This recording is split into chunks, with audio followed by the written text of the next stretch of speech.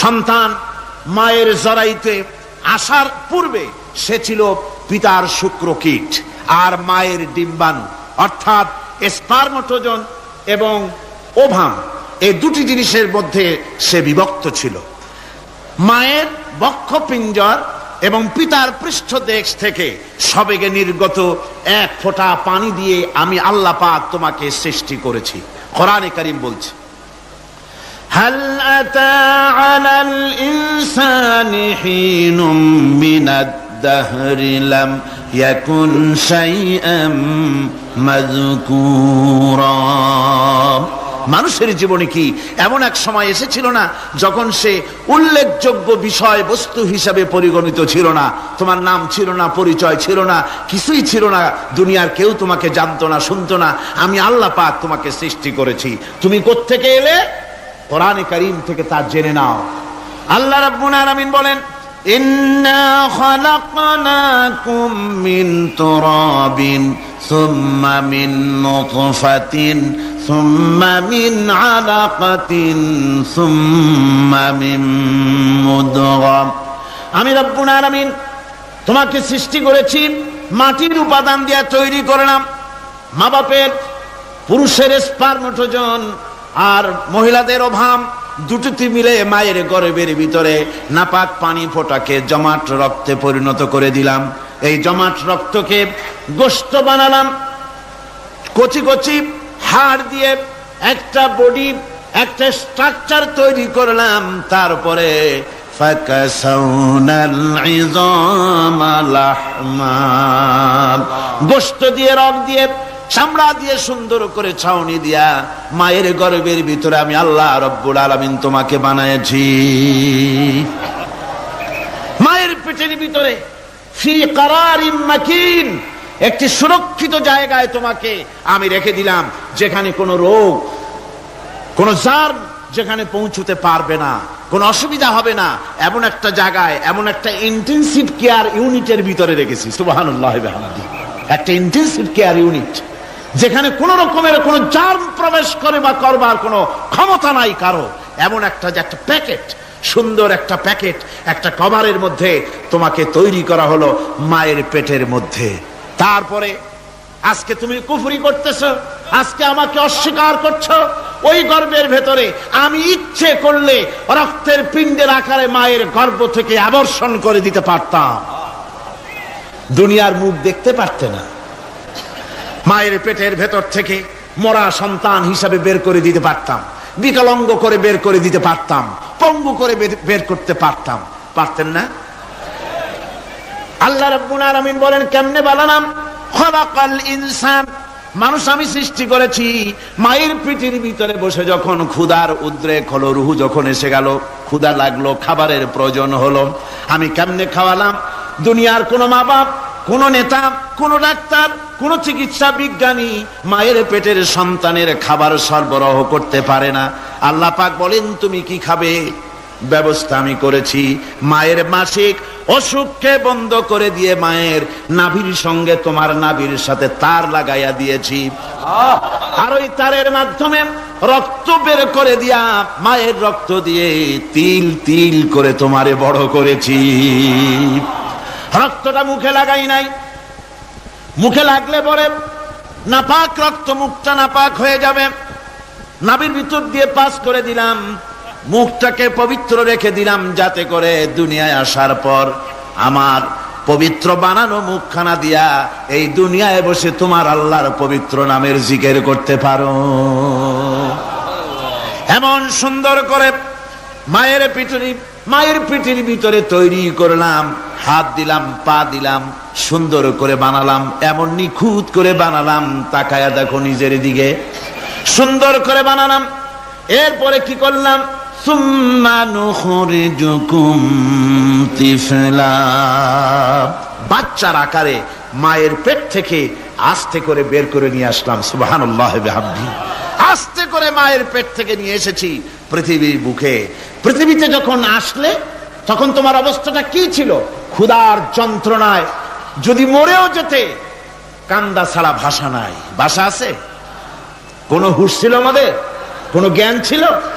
আল্লাহ রাব্বুল আলামিন বলেন, আল্লাহু আখরাজাকুম মিন বুতুনি উম্মাহাতিকুম লা তা'লামুনা শাইআ। মায়ের গর্ভ থেকে এমন অবস্থায় বের করে এনেছি যখন তোমার কোনো হুঁশ নাই, জ্ঞান নাই, কথা বলতে পারো না, পায়খানার ভিতরে পড়ে থাকো, ট্যা ট্যা করে কান্দা ছাড়া পথ নাই, পানির পিপাসায় গলা শুকায় যায়, কান্দা ছাড়া পথ নাই, মনের তোমার মুখের কোনো ভাষা নাই কান্না ছাড়া। আমি তোমার এমন আল্লাহ, আমি তোমার এমন স্রষ্টা, আমি তোমার এমন রব। তোমার ভাষা নাই বলে মায়ের কলিজার ভেতরে আমি তোমার প্রতি এক দুর্বিনীত মহব্বত পয়দা করে দিয়েছি। তোমার কান্না তোমার মায়ের বুকের মধ্যে শেল বিঁধে যায়। তুমি যখন কাঁদো, কান্নার আওয়াজ যখন মায়ের কানে চলে যায়, হাজারো কাজ ফেলে মা দৌড়াইয়া বাচ্চারে কোলে নেয়। কি খাবে কেউ তৈরি করে না। আল্লাহ রাব্বুল আলামিন বলে, বান্দারে দুনিয়ায় আসার আগে তুমি কি খাবে, খাবারের বন্দোবস্ত আমি আল্লাহ করেছি, আমি এমন স্রষ্টা। তুমি দুনিয়া আসার 6 মাস আগে তোমার মায়ের বুকের ওপরে তোমার খাদ্য গরম করে আমি আল্লাহ রিজার্ভ করে রেখে দিয়েছি। সেই খাদ্য শুধু খাদ্য নয়, রোগের প্রতিষেধক, এটা ওষুধ। আজ বিজ্ঞানীরা, চিকিৎসা বিজ্ঞানীরা বলছেন মায়ের দুধ সন্তানের খাদ্যের, মায়ের দুধের চাইতে কোনো বিকল্প কিছুই নাই। সন্তান পৃথিবীতে এলে মায়ের প্রথম দুধটা, গ্রামে গঞ্জে অশিক্ষিত এলাকায় প্রথম দুধটা ফেলে দেয়। এটাকে মনে করে এটা খারাপ, এটা খাওয়াতে নাই, তাহলে ধনুষ্টঙ্কার হবে, হাবিজাবি কথা বলে।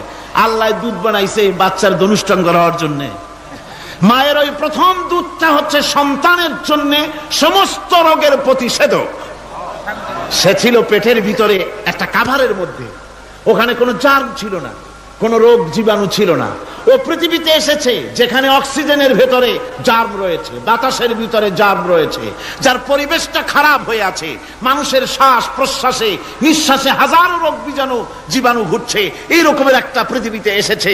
আসার পরে কচি স্বাস্থ্য, কচি শরীর, কচি হার্ট, কচি লাংস, সেটাকে প্রতিরোধ করবে কি করে? সেজন্য আল্লাহ পাক মায়ের দুধের ভিতরে সমস্ত রোগের প্রতিষেধক দিয়ে দিয়েছেন। সুবহানাল্লাহ। আজকের বিজ্ঞানীরা তা স্বীকার করেছেন।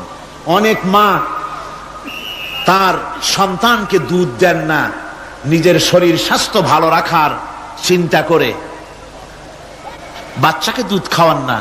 এটা অত্যন্ত নির্মম কাজ। বাচ্চাকে দুধ খাওয়ালে বাচ্চার সাথে মায়ের মহব্বত বাড়ে। তো ইউরোপে, আমেরিকায় মাকে মা বলে ডাকে না, বাপকে শ্রদ্ধা করে না, সম্মান করে না। তার কারণ সেখানে মায়েরা তার সন্তানদেরকে কোলে নেয় না, সন্তানদেরকে ফিডার খাওয়ায়। আর আমি নিজের চোখে দেখেছি মায়েরা ইউরোপে, আমেরিকায় যখন শপিং এ আসে, তখন রাস্তায় যখন আসে, তখন ওই পুশ চেয়ার গুলিতে বাচ্চাকে শোয়াইয়া, বাচ্চা এভাবে পুশ চেয়ারে করে ঠেলে নিয়ে যায়, আর কুত্তার বাচ্চাগুলি কোলে করে ঘুরে বেড়ায়। কুত্তার বাচ্চা কোলে নেয়, নিজের বাচ্চা পুশ চেয়ারে করে ঠেলে। সেই জন্য মায়ের প্রতি সন্তানের মহব্বত হয় না, সন্তানেরও মায়ের প্রতি কোনো শ্রদ্ধা জাগে না। আল্লাহর কি ব্যবস্থা! মায়ের কলিজার মধ্যে মহব্বত পয়দা করে দিয়েছেন আল্লাহ পাক। মায়ের বুকের দুধের ভিতরে আল্লাহ রাব্বুল আলামিন, আল্লাহ পাক বলছেন, আমি মানুষ সৃষ্টি করেছি আর তার সমস্ত প্রয়োজন মিটিয়েছি, তার খাবারের সব প্রয়োজন মিটিয়ে দিয়েছি। দুধটাকে ঘন করি নাই, হজম করতে পারবে না বলে ওই দুধটা সামান্য পাতলা করে দিয়েছি, ওর ভিতরে সামান্য মিষ্টি দিয়েছি। দুধের বোটার ভিতরে একটা ছিদ্র দিলে, চোষা মারলে পরে অনেকগুলি দুধ বেরিয়ে এসে গলাটা আটকে যেত, তোমার কচি কণ্ঠ গলা আটকে যেত, শ্বাস করতে পারতে না। এজন্য মায়ের স্তনের বোটার ভিতরে সূক্ষ্ম সূক্ষ্ম 32টা ছিদ্র করে আস্তে করে দুধ বার করে তোমার জীবন আমি বাঁচাইছি। খলাকাল ইনসান, মানুষ সৃষ্টি করেছি আমি আল্লাহ পাক। সুতরাং যে আল্লাহ পাক এ মানুষ সৃষ্টি করলেন আর মায়ের কলিজার ভিতরে মোহব্বত পয়দা করে দিলেন, সে আল্লাহ পাক বলছেন খবরদার ওই মাকেও যেন আবার ভুলে যেও না, মাকে সম্মান করে করো, মা বাপকে মহব্বত করো, তাদেরকে শ্রদ্ধা করো। বউ পাইয়া সুন্দর স্ত্রী পেয়ে মায়ের কথা ভুলে যেও না। অনেক সাহেব আছে মায়ের কথা ভুলে যায়, স্ত্রীর কথা অনুযায়ী মায়ের উপরে অত্যাচার করে, এরকমও বহুত আছে। আল্লাহ পাক বলছেন শোনো, وَقَضَى رَبُّكَ أَلَّا تَعْبُدُوا إِلَّا إِيَّاهُ وَبِالْوَالِدَيْنِ إِحْسَانًا। তোমার প্রভুর পক্ষ থেকে ফয়সালা হয়েছে, চূড়ান্ত সিদ্ধান্ত হয়ে গিয়েছে, আমি আল্লাহর ইবাদতের পর তোমার মা বাপের ইহসান করবে, খেদমত করবে, তাদের জন্য উপকার করবে, তাদেরকে ভালোবাসবে। আল্লাহ রাব্বুল আলামিন বলেন মা বাবার সঙ্গে কেমনে কথা বলবে, তাদের সাথে কিভাবে আচরণ করবে, আল্লাহ তাও শিখিয়ে দিয়েছেন। আল্লাহ পাক বলেন ওয়ালা তাকুল লাহুমা ওয়া কুল লাহুমা কাওলান কারীমা। মা বাবার সাথে সম্মানজনক কথা বলো। ওয়া কুল লাহুমা কাওলান কারীমা, সম্মানজনক কথা বলো, মাথায় ঝাঁকি দিয়ে রাগ করে চোখ মোটা করে কথা বলো না। তুমি সন্তান, তোমার জন্য সবচাইতে বড় পীর তোমার আব্বা, তোমার আম্মা, ঠিক কিনা কর? ছেলের জন্য, মেয়ের জন্য, সন্তানের জন্য সবচাইতে বড় পীর কে? বাপ মা। এটা ভালো করে মনে রাখতে হবে। আপনার মৌলানা সাহেবদের দোয়া, পীর সাহেবদের দোয়া কবুল হতেও পারে, নাও হতে পারে, 50-50 সম্ভাবনাও আছে, আবার সম্ভাবনা নাই। কিন্তু মা বাবার দোয়া কবুল হবে 100% সিউরিটি রয়েছে।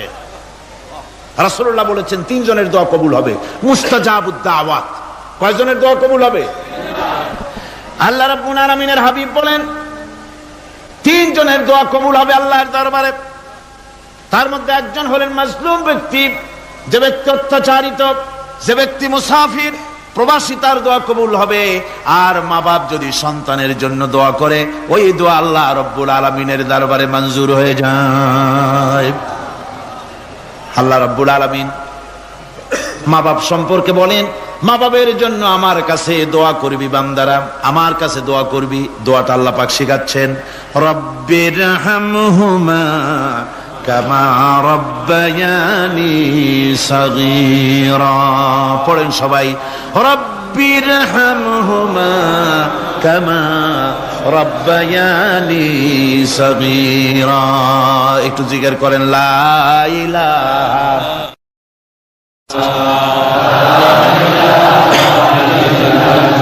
লা ইলাহা ইল্লাল্লাহ, লা ইলাহা ইল্লাল্লাহ, লা ইলাহা ইল্লাল্লাহ, লা ইলাহা ইল্লাল্লাহু মুহাম্মাদুর রাসূলুল্লাহ। আমার ভাইরা, আল্লাহ পাক শিখাচ্ছেন, বান্দা তোর মা বাপের জন্য আমার কাছে দোয়া কর। আল্লাহ রব, আয় আমার প্রভু, আমার মা বাপ যেমন ছোটবেলায় আমাকে স্নেহের কোলে লালন পালন করেছে, আয় আমার আল্লাহ তুমি আমার মা বাপকে তোমার রহমতের কোলে লালন পালন করো। আল্লাহ শিখাই দিয়েছেন। আমার ভাইরা, প্রত্যেক নামাজের পরে এই দোয়াটা ভুলে যাবেন না। ভুলে যাবেন? ভুলে যাবেন? আমার ভাইরা, আমার বোনেরা, সবাই প্রত্যেক নামাজের পরে পড়বেন, রব্বিরহামহুমা কামা রব্বায়ানি সগীরা। এই দোয়া করতে কেউ ভুলে যাবেন না। আল্লাহ রাব্বুল আলামিন বলে, বান্দারে ওয়াসাইনাল ইনসানা বিওয়ালিদাইহি ইহসানা হামালাতুহু উম্মুহু কুরহা ওয়া ওয়াদাতুহু কুরহা। আল্লাহ পাক বলেন, আমি পৃথিবীর সমস্ত মানব মণ্ডলীকে উপদেশ দিয়েছি, মা বাপকে সম্মান করো, শ্রদ্ধা করো, তাদের উপকার করো। তার কারণ হলো তোমার মা তোমাকে গর্ভে ধারণ করেছে অত্যন্ত কষ্টের সাথে। আল্লাহ বলতেছেন, মা তোমাকে গর্ভ ধারণ করেছে অত্যন্ত কষ্টের সাথে, এরপরে তোমাকে ডেলিভারি করেছেন অত্যন্ত কষ্টের সাথে, তোমাকে ডেলিভারি করেছেন। গভীর রাত্রে মানুষ সব ঘুমিয়ে যায়, গর্ভবতী মা ঘুমাতে পারে না, সন্তান পেটের ভিতরে, হাঁটু দিয়া গুতা মেরেছে, পা দিয়া লাথি মেরেছে। মা চরম শীতের রাত্রে প্রচন্ড শীতের রাতে গায়ের লেপটা সরায় দিয়া মা একবার দাঁড়ায় আর একবার বসে, একবার দেওয়ালের সাথে হেলান দিয়া দাঁড়ায়, কষ্ট করে রাতটারে কাটায় দেয়। আবার সারাদিন সংসারের জন্য কাজ করেছেন, রান্না বান্না করেছেন মা, সকলকে খাওয়াইয়া মা শেষের দিকে খেতে গেছেন। যখন নিজে খেতে গেলেন, খাবারের ক্ষুধা নিয়ে পেট ক্ষুধা নিয়ে খেতে বসেছেন, পেটের ভিতরে সন্তান লাথি মেরেছে, পেটের মধ্যে ঘুষা মেরেছে, হাঁটু দিয়া গুতা মেরেছে, ভরা পেটে পেটের ভিতরে সন্তান গুতা মারলো হাঁটু দিয়া, মাথা দিয়া। মা ক্ষুধা রয়েছে, পেটে খেতে পারলেন না, বেদনা শুরু হয়েছে। খাবারের থালাটা ঠেলে দিয়ে মা দাঁড়ালেন, বসলেন, চোখের পানি ফেললেন।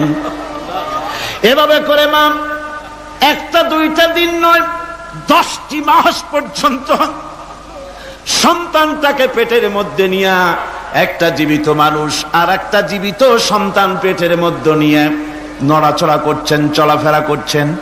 কিতাবের মধ্যে এসেছে রাতের বেলায় মা যে ঘুমাতে পারেন না সন্তানের নড়াচড়ার কারণে, রাতভর ইবাদত করলে যত সওয়াব পাওয়া যেত আল্লাহ ওই সওয়াব মায়ের আমলনামায় লিখে দেন। সন্তান পেটে থাকার কারণে খেতে পারে না, পেট ভরে ক্ষুধায় কষ্ট পায় মা, এই জন্যে 10 মাস ধরে রোজা রাখলে যে সওয়াব হতো আল্লাহ রাব্বুল আলামিন মায়ের আমলনামায় রোজার সওয়াব লিখে দেন। 10 মাস পুরে গেল, সন্তান ডেলিভারির সময় চলে এলো। মায়ের মন বিমর্ষ, সন্তান ডেলিভারি হবে, না জানি মরে যাই নাকি, না জানি অপারেশন লাগে নাকি, কি অবস্থা হবে। মা খেতে পারে না, মুখটা শুকায়া যায়। ডেলিভারির সময় যখন আসে, মা বাবার কাছ থেকে বিদায় নিয়ে যায়, স্বামীকে একান্তে গোপনে ডেকে নিয়ে বলে, প্রাণের স্বামী, দীর্ঘদিন একসঙ্গে ঘর কন্যা করেছি, অপরাধ হয়ে যেতে পারে, আমারে মাফ করে দিও। আমার মনে হয় এবার আমি আর বাঁচবো না। সংসার থাকলো, চাবি থাকলো, সব বুঝে নাও, আমারে মাফ করে দিও। মা চলে গেল সতিকা গৃহে, ক্লিনিকে চলে গেল, অপারেশন থিয়েটারে চলে গেল, অথবা ডেলিভারির জায়গায় চলে গেল। ডেলিভারির পেইন শুরু হয়ে গেল, বেদনা শুরু হয়ে গেল। এক একটা বেদনা যেন মায়ের এক একটা মৃত্যু যন্ত্রণা শুরু হয়ে যায়। এমন যন্ত্রণা, প্রসব বেদনা দুনিয়ার ভুক্তভোগী মা ছাড়া আর কেউ জানে না। এই চরম বেদনার ভেতর দিয়ে, চরম কষ্টের ভিতরে মা যখন একটা বাচ্চা প্রসব করলো, জিহাদের ময়দানের মতো মা রক্তাক্ত হয়ে গেলেন, সন্তান দুনিয়ায় এলো। মা তখন অস্থির থাকেন। এত বড় বিরাট কষ্টের ভিতরে আল্লাহ রাব্বুল আলামিন বলেন, সন্তান যখন ডেলিভারি হয়ে গেল, মায়ের মনের ভিতরে আমি তখন এই ফিলিংস, এই টেন্ডেন্সি জাগ্রত করে দিই, দেখ কি হয়েছে। মা তখন দেখতে চায় কি হয়েছে। মায়ের সামনে যখন এত কষ্টের, হৃদয় বিঙ্গলন, কলিজার 32টি নাড়ি ছেঁড়া যন্ত্রণার সন্তান যখন মায়ের চোখের সামনে আসে, আল্লাহ পাক বলেন, মা যখন তার ছেলের মুখের দিকে তাকায়, মেয়ের মুখের দিকে তাকায়, আল্লাহ বলেন 10 মাসের পেটে ধরা কষ্ট আর ডেলিভারির সব কষ্ট মায়ের মন থেকে মুছে ফেলে দেই। আল্লাহ রাব্বুল আলামিন বলেন, খবরদার দুনিয়ার মানুষ, এমন মায়ের সাথে নাফরমানি করবি না, এ মায়ের সাথে নাফরমানি করবি না, মাকে সম্মান করবি, মার কাছে দোয়া চাবি। দুনিয়ায় যদি সম্মান চাও, রিজেক্ট চাও, মায়ের পায়ে ধরে কাঁদো। মায়ের জাতি অনেক সম্মান তার। রাসূল করিম সাল্লাল্লাহু আলাইহি সাল্লামকে প্রশ্ন করা হয়েছে, হুজুর খেদমত করবো কার? হুজুর কয় মায়ের। তারপরে কার? হুজুর কয় মায়ের। তারপরে কার? হুজুর বলেন মায়ের। তারপরে কার? তোমার পিতার। 3 গুণ। তোর মায়ের মর্যাদা 3 গুণ বেশি, তোর বাপের চাইতে মর্যাদা বেশি। সুবহানাল্লাহ পড়েন। আর আজকে ইসলামের শত্রুরা তারা বলে যে ইসলাম নারীর অধিকার আদায় করে নাই। নারীর অধিকার ইসলাম দেয় নাই তো কে দিয়েছে? আমার বন্ধুগণ, বিশ্বনবী জনাব মুহাম্মদ রাসূলুল্লাহ সাল্লাল্লাহু আলাইহি ওয়াসাল্লাম মসজিদে নববীর ভিতরে বসে আছেন। এক বৃদ্ধা মহিলা মসজিদের মধ্যে প্রবেশ করলেন। হুজুর বৃদ্ধাকে দেখে দাঁড়ায় গেলেন, বিশ্ব নবী বুড়ি মেয়ে লোককে দেখে দাঁড়ায় গেলেন। আল্লাহ নবী বুড়িকে দেখে দাঁড়ালেন। বুড়ি যখন কাছে এলেন, আল্লাহর নবী নিজের গায়ের চাদর বুড়ির জন্য বিছায়া দিলেন। বুড়ি বসলেন। এরপরে কথাবার্তা সারার পর বুড়ি যখন বিদায় হবেন, হুজুর আবার দাঁড়ালেন। বুড়ি মহিলা চলে গেলেন। সাহাবায়ে কেরাম বলেন, ইয়া রাসূলুল্লাহ, কিছুই বুঝলাম না, একজন বৃদ্ধা মহিলার জন্য বিশ্ব নবী দাঁড়ান আর গায়ের চাদর বিছান, আমরা বড় আশ্চর্য হয়ে গেলাম। নবীজি বলেন, ও আমার সাহাবীরা, তোমরা জানো না, এই মহিলাকে চিনতে পারো নাই, আমি আমার মায়ের দুধ আমার জীবনে কিসমতে তেমন হয় নাই, আমি আমার মায়ের দুধ তেমন কিসমতে পাই নাই। যার বুকে দুধ খেয়ে, যার কোলে কাখে চড়ে আমি বড় হয়েছি, আমার সেই দুধ মা, ইনি হযরতে হালিমাতুস সাদিয়া, আমার সেই দুধ মা। রাসূলুল্লাহ নিজে সম্মান দিয়েছেন মায়ের। খবরদার, মাকে অসম্মান করবেন না, মাকে সম্মান করবেন, মাকে শ্রদ্ধা করবেন। আমার বন্ধুগণ, আলেম ওলামা পীর বুজুর্গদের জন্য হাদিয়া তো দেন, আপনারা কোনো নিষেধ নাই, দেন। হাদিয়া দেওয়াও সুন্নত, নেওয়াও সুন্নত, দিবেন, আমি কোনো নিষেধ করি না। কিন্তু আমি বলতে চাই, পীর বুজুর্গদের কাছে, আলেম ওলামাদের কাছে হাদিয়া দিয়া আল্লাহরে যত না খুশি করতে পারবেন, এই ডালিম বেদানার মৌসুমে বেদানা একটা ভেঙে নিজ হাতে যদি মায়ের মুখে তুলে দেন, আল্লাহর আরশ খুশি হয়ে যাবে, আল্লাহর আরশ আজিম খুশি হয়ে যাবে, আল্লাহ পাক খুশি হয়ে যাবেন। মায়ের খাওয়াও, বাপকে খাওয়াও, তোমার সবচেয়ে বড় পীর তিনি। সুবহানাল্লাহ পড়ে, সুবহানাল্লাহ। মা বাপ যদি একটু দোয়া করে দেয়, তোমার জিন্দেগির কাম শেষ। একটু বদদোয়া করলে জাহান্নামে যাবা। কোন পীর সাহেব বদদোয়া করলে জাহান্নামে যাবে এমন কথা নয়, কোন মাওলানা বদদোয়া করলে দোজখে যাবে এমন কথা নয়। রাসূল বলেছেন, হুমা জান্নাতুকা ওয়া নারুকা, মা বাপ তোমার বেহেশত, মা বাপ তোমার জাহান্নাম। মা বাপ যদি অসন্তুষ্ট হয়, দোজখে যাবি, আর মা বাপ যদি খুশি, আল্লাহর জান্নাতে চলে যাবি। সুবহানাল্লাহ, সুবহানাল্লাহ, সুবহানাল্লাহ। মায়ের পায়ের তলে তোর বেহেশত। আমরা পুরুষ, আমাদের গত বছর বলেছি, আমরা পুরুষ, আমাদের পায়ের তলে জুতা, আমাদের পায়ের তলে কি? শুধু জুতা। আর আমার মা, আমার মায়ের জাতি যারা এই প্যান্ডেলে বসে আছেন, আমার মায়েরা, বোনেরা, মায়ের জাতি যারা পৃথিবীতে, মায়ের জাতির পায়ের তলে আল্লাহর বেহেশত। সুবহানাল্লাহ। নারীর মর্যাদা ইসলাম দেয় নাই, কে দিয়েছে? আল্লাহ দিয়েছেন, আল্লাহর রাসূল দিয়েছেন। আমার বন্ধুগণ, হযরত বাইজিদ বুস্তামি, ছোট্ট বাচ্চা ছেলে, গভীর রাত্রে মা অসুস্থ, পানির পিপাসায় জেগে উঠেছেন। বাবারে, পিপাসায় শেষ হয়ে গেলাম, পানি দাও। ছেলে ঘরের ভিতরে পানি না পেয়ে বাইরে দৌড়াদৌড়ি করলেন। অনেক দূর থেকে পানি নিয়ে এসে দেখেন মা ঘুমায় গেছেন। পানি নিয়ে দাঁড়ানো, পৌষ মাস, মাঘ মাসের শীতের রাত, ফজরের সময় মায়ের ঘুম ভেঙে গেল। তাকিয়ে দেখেন বাইজিদ দাঁড়ানো, হাতে পানি থরথর করে কাঁপছে। জিজ্ঞাসা করে, বাইজিদ তুমি দাঁড়ানো কেন? ছোট্ট বাচ্চা বলে, মা পানি চেয়েছিলে তুমি গভীর রাত্রে, পানি ঘরে ছিল না, অনেক দূর থেকে আনতে হয়েছে। মা বলছে, ঘুমাও নাই কেন গ্লাস থুইয়া?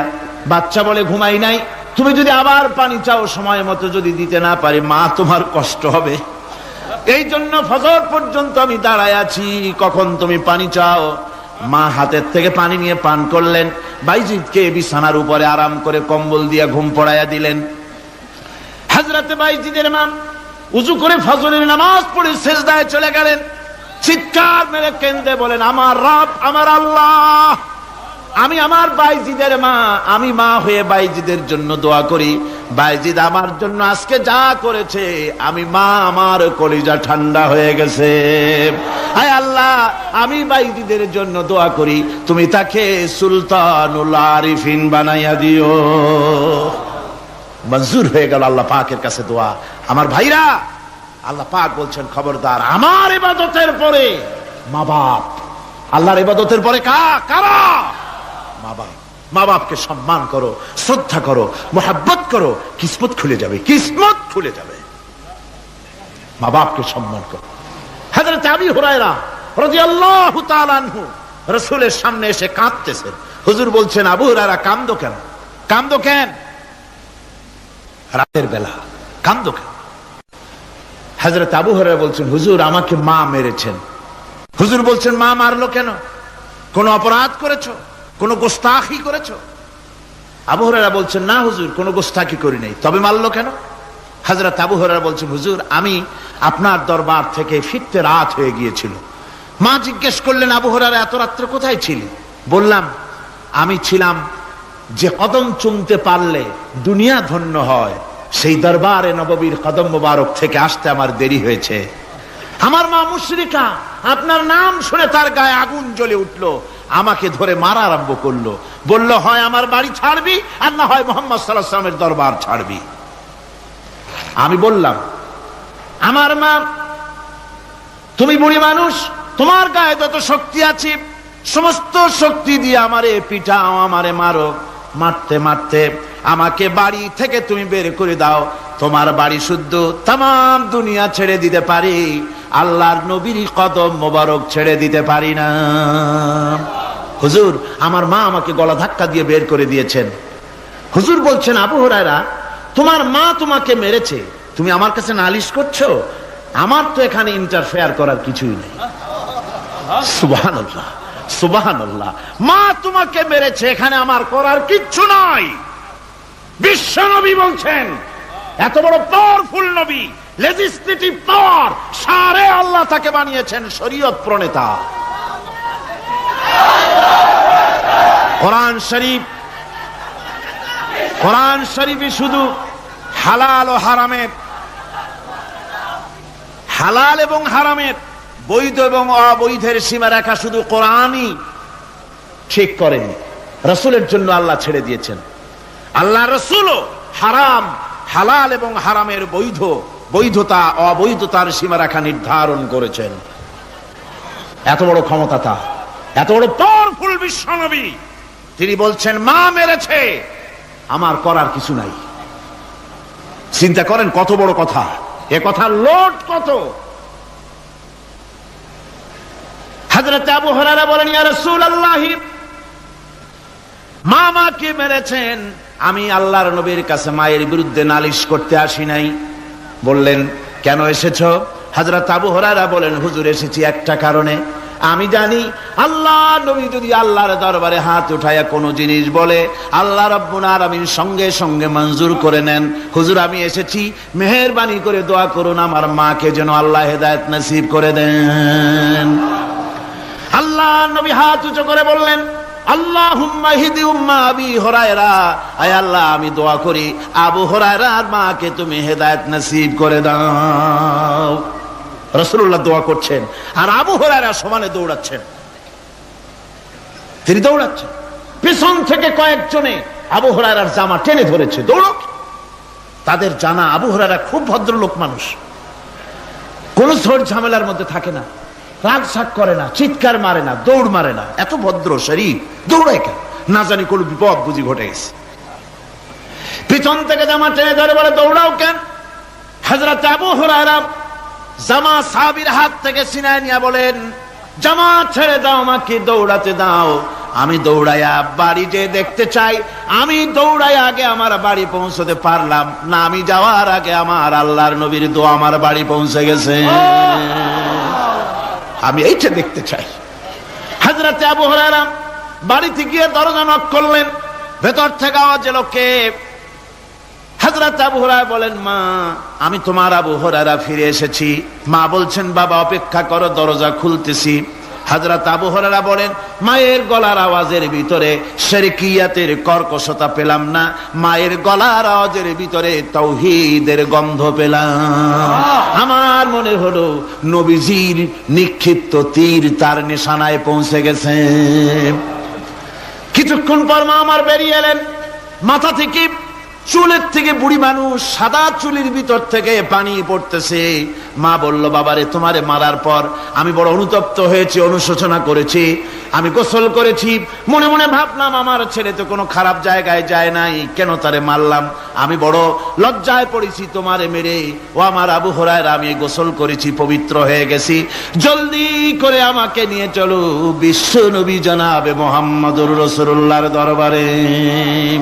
হযরত আবু হুরায়রার মা ঘোষণা করলেন, আশহাদু আল্লা ইলাহা ইল্লাল্লাহু ওয়াহদাহু লা শারীকা লাহু ওয়া আশহাদু আন্না মুহাম্মাদান আবদুহু ওয়া রাসূলুহু।